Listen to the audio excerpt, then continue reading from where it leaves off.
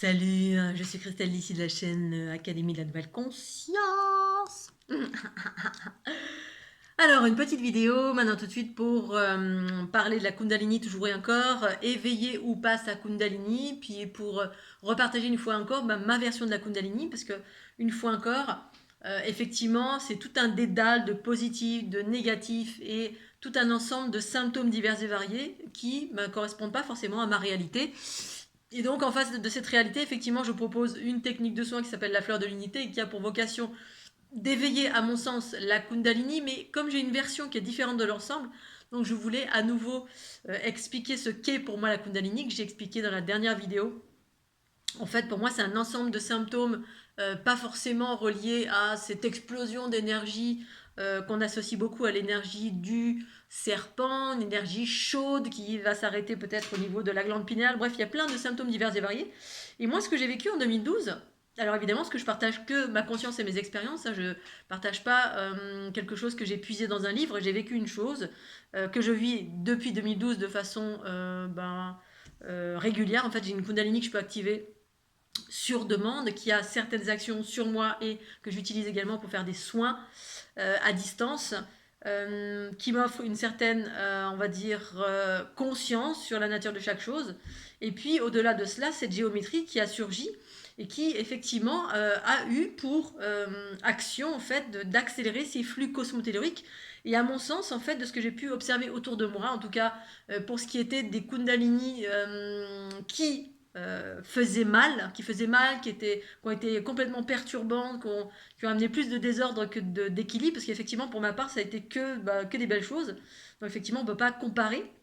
Et je comprends que celles et ceux qui ont vécu ce genre de choses ont des craintes et ne veulent peut-être plus entendre parler de la Kundalini, ou ceux qui évoquent la Kundalini en termes de c'est des démons, c'est Satan, c'est bref, effectivement, toutes les réalités sont justes et moi je l'explique via mes expériences et ma conscience, bien évidemment. Ça n'implique que moi. Parce qu'effectivement, il y a différents niveaux de conscience en termes d'éveil. Alors d'abord de la Kundalini, pour moi, c'est dès lors où quelqu'un, on est tous éveillés pour moi et on est tous dans un processus de Kundalini, dès lors on commence à s'intéresser à ce qui est en dehors, ce qui va au-delà du connu, c'est-à-dire d'au-delà de la rationalité, le terre-à-terre, le connu, le cerveau gauche. Dès lors on commence à s'intéresser aux intuitions, aux énergies, au paranormal, on se remet en question, on travaille sur ses blessures. Bref, on est dans un processus d'ouverture, donc de Kundalini. Parce que pour moi, la Kundalini, c'est une ouverture de la conscience universelle dans le corps, si tant est qu'on soit bien ancré, qui vise à équilibrer les polarités. Ou peut-être que mon équilibre des polarités m'a amené à vivre une Kundalini qui était plutôt joyeuse, connaissance universelle, régénérescence, vitalité, confiance, amour. Bref, ça, ça m'a projeté dans quelque chose d'extraordinaire qui évoque l'amour, l'harmonie, la fluidité. Moi, c'était pas du feu, c'était de l'eau. C'est pour ça que je parle de Kundalini de type eau et de type feu.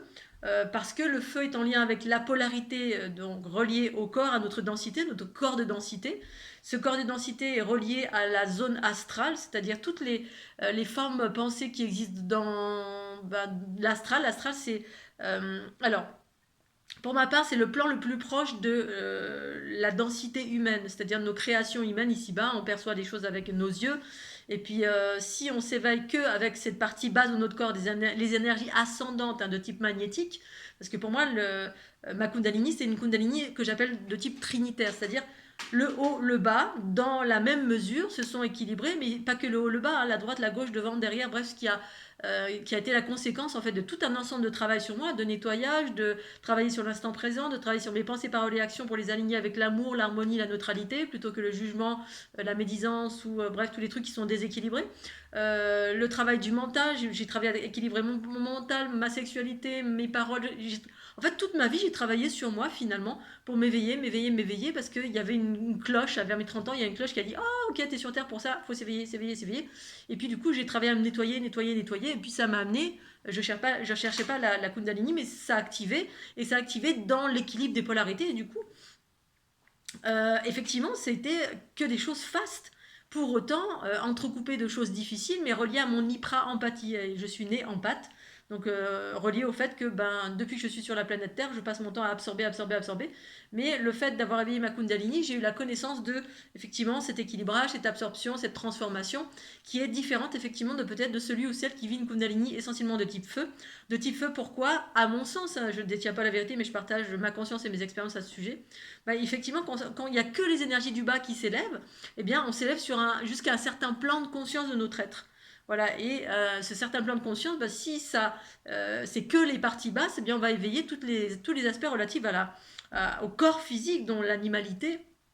Et donc tous les aspects astrales, ça va ouvrir le troisième œil, ça va ouvrir tous les sens du corps. Et du coup, effectivement, on va être enclin à voir plein de choses, plein d'entités, Jésus, Marie-Madeleine, bref, le fruit des créations des histoires humaines, de la conscience humaine.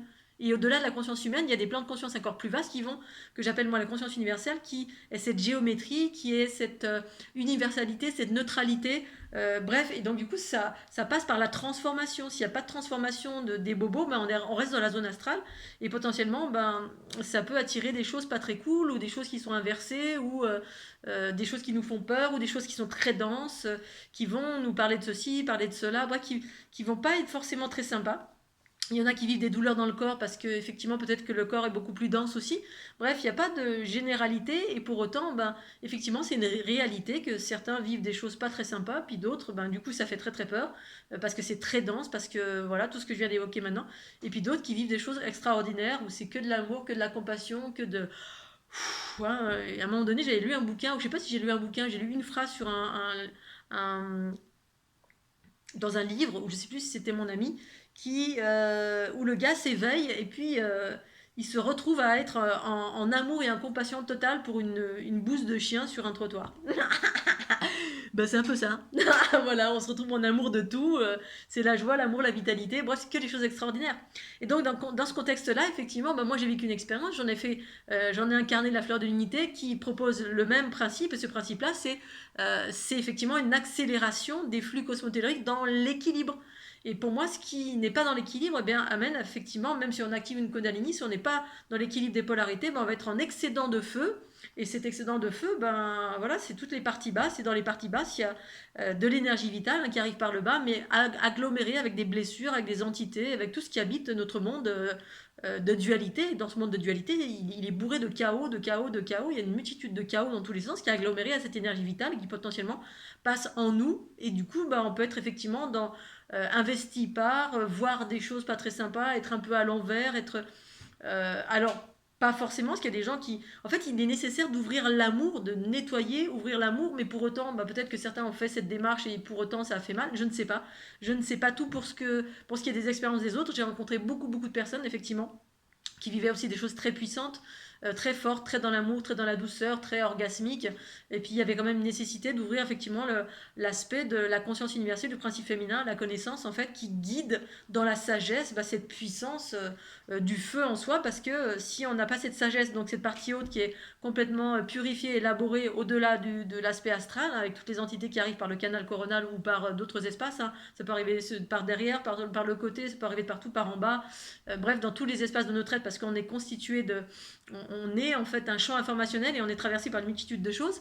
Et en fait, il nous appartient de nous purifier, nous nettoyer et puis de se centrer essentiellement sur l'amour. L'amour, l'amour, l'amour, l'amour, l'amour, l'amour en soi, pour moi.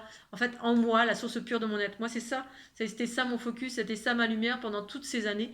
Est-ce que c'est ça qui a fait que finalement ma Kundalini qui s'est activée, c'est extraordinaire? Je ne sais pas. Je pense que c'est aussi en lien avec mes origines et en même temps, c'est aussi ça que je transmets. C'est-à-dire toutes les personnes qui ont utilisé la fleur de l'unité, qui ont reçu ces ondes de forme sur le corps, j'en ai pas une seule qui a vécu des choses complètement, voilà, où il y a eu une Kundalini comme ça de type feu qui s'est manifestée en étant totalement à l'envers ou en étant dans la peur, dans le mal, etc. Et pour autant, voilà, c'est un accélérateur, c'est un catalyseur en fait, ces ondes de forme qui permettent à l'individu de retrouver la source une source comment dire, originelle à travers la géométrie qui est à l'origine de la forme, pour ensuite déployer ses propres potentiels, qui que vous soyez, d'où vous veniez. Voilà, c'est un outil particulier qui est relié à ma fréquence, qui est relié aussi à ma conscience cosmique, donc notamment extraterrestre. Alors on y croit pas. Moi, c'est ce que j'ai recouvré en 2012 et bien avant. cette conscience, voilà, de laquelle nous, c'est même pas desquels que nous sommes en partie, je dirais même tous, sauf qu'il y en a qui viennent de là, de là, de là, de là, puis selon les plans de conscience, eh bien, on n'apporte pas les mêmes choses ici-bas sur cette planète Terre. Voilà, donc je voulais faire cette petite vidéo très rapide pour, effectivement, celles et ceux, tous les avis existent, hein, comme sur la planète Terre, hein, il existe la souffrance, il existe l'harmonie, autant que la souffrance, sauf qu'effectivement, la souffrance, c'est plus difficile de s'en sortir, parce que c'est de la peur, c'est de la peur, c'est de la... on est... voilà, c'est de la douleur, c'est des choses qui nous ont marqués, et du coup, on est un peu comme une bête dans un terrier, et je sais ce que c'est maintenant, depuis... Enfin, j'ai déjà vécu la souffrance, hein, c'est pas comme si j'avais jamais vécu ça. Je crois que j'ai commencé par ça dans ma jeunesse, bien évidemment, comme tout à chacun.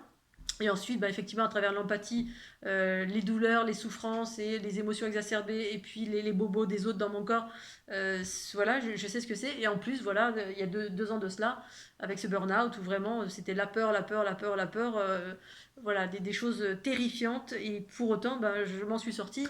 Et effectivement, je sais ô combien c'est difficile, ô combien on peut avoir des craintes quand on est blessé, qu'on vit des choses, des expériences qui sont traumatisantes.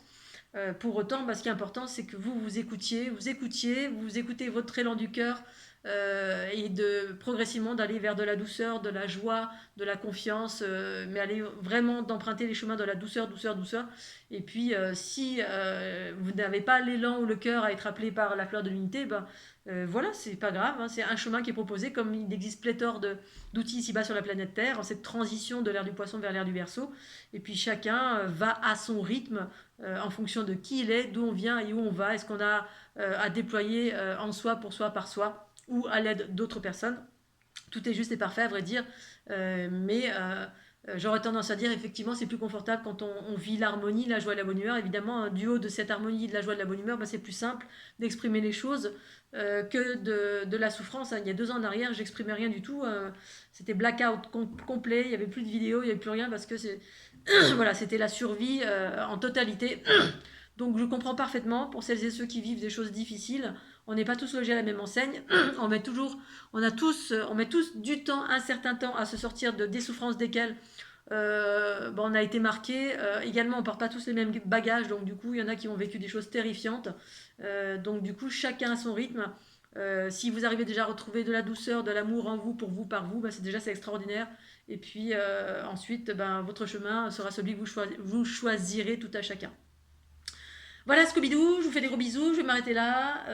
Il est vendredi soir, bientôt je vais aller danser la cucaracha. Ou pas, je ne sais pas. En tout cas, je vous souhaite le meilleur pour chacun d'entre vous. Beaucoup de douceur, beaucoup de câlins, beaucoup d'amour. Et puis, je vous souhaite un super bon week-end en tout cas. Pensez au petit pouce bleu, puis à tout bientôt. Tchuss